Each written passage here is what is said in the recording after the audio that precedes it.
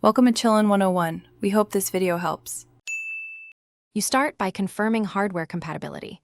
Windows 10 needs an Intel or AMD CPU, so do this first. Once done, enable developer mode on the Chromebook and accept the power wash wipe. This resets settings and clears user data. Meanwhile, use another computer to download the Windows 10 ISO and make a bootable USB with Rufus.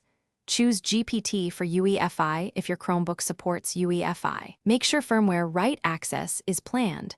You'll need to modify or replace the stock firmware next. Next, modify firmware so the Chromebook can boot Windows. Run the Mr. Chromebox firmware script from a USB in developer mode and flash the UEFI firmware. Follow prompts exactly to avoid bricking.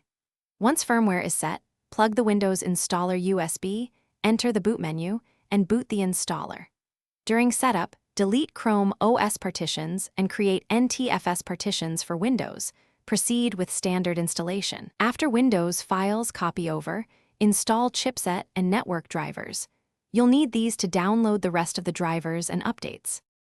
Finish by completing Windows out-of-box experience and then immediately open Device Manager to install or update missing drivers. Use Hardware ID to find specific drivers if Windows reports unknown devices. Make a Chrome OS recovery USB before any final firmware locks so you can revert.